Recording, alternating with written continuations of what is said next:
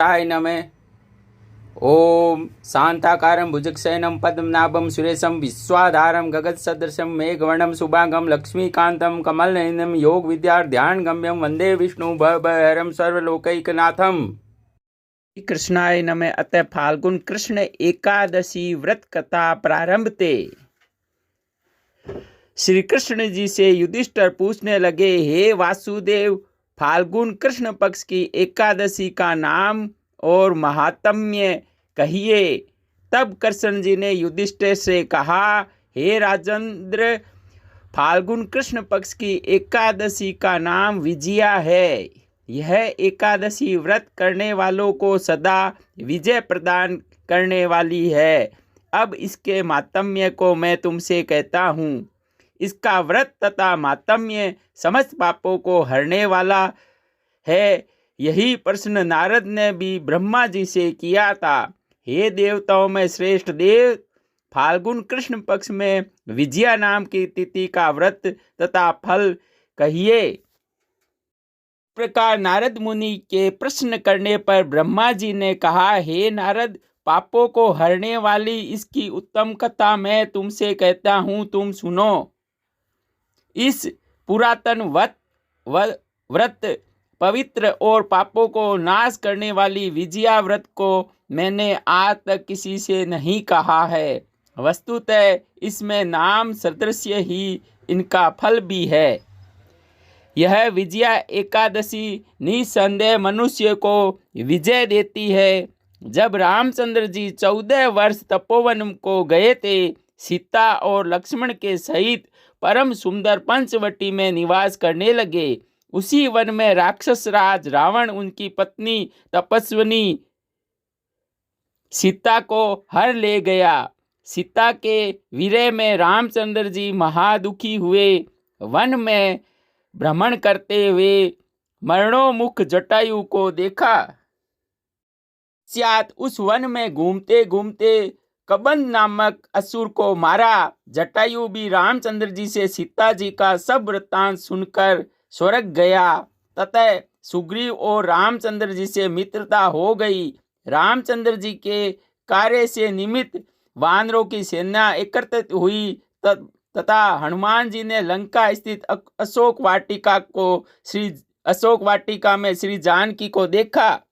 रामचंद्र जी की दी हुई अंगूठी सीता को देकर महान कार्य किया।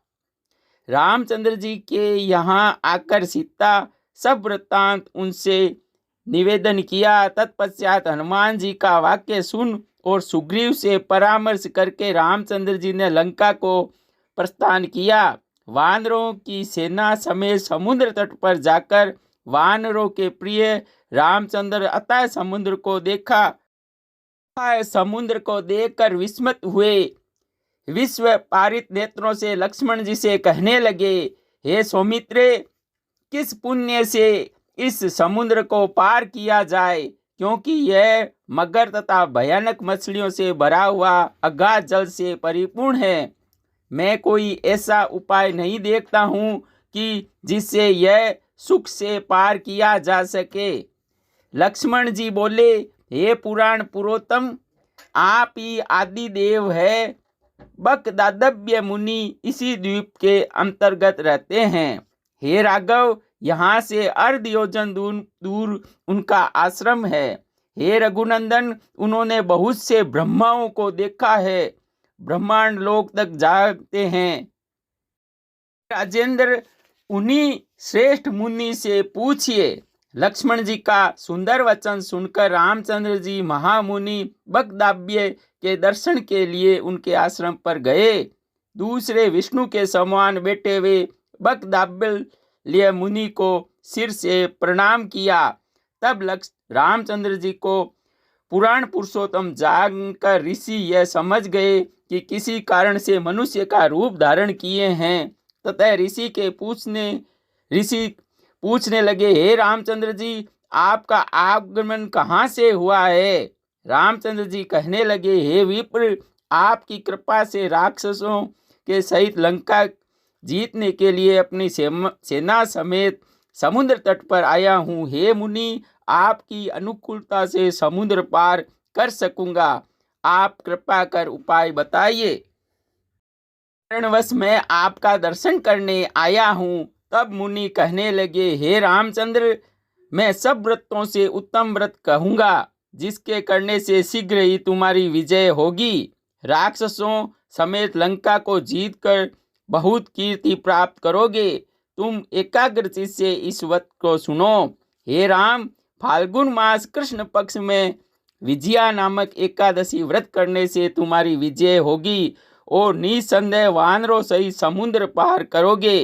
हे रामचंद्र, इस व्रत की विधि सुनिए। दशमी के दिन सोना, चांदी, तांबा अथवा मृतिका का कलश बनावे और उस कलश को जल से भरकर पुष्पों से सुशोभित करके स्थललिंग के ऊपर सप्त धान्य पर रखकर उसके ऊपर सोने की बनी हुई नारायण की प्रतिमा स्थापित करें। एकादशी के दिन प्रातः काल स्नान कर तथा गंध और माला चढ़ाएं। उस कलश के ऊपर कसोरा में जौ रखकर अनार, नारियल आदि से अच्छी प्रकार पूजा करें और उस दिन गंध, धूप, दीप और विविध प्रकार के नैवेद्य से कलश के ऊपर स्थित नारायण की मूर्ति का भक्ति भाव से पूजन करे। उस मूर्ति के सम्मुख रात्रि भर जागरण करे।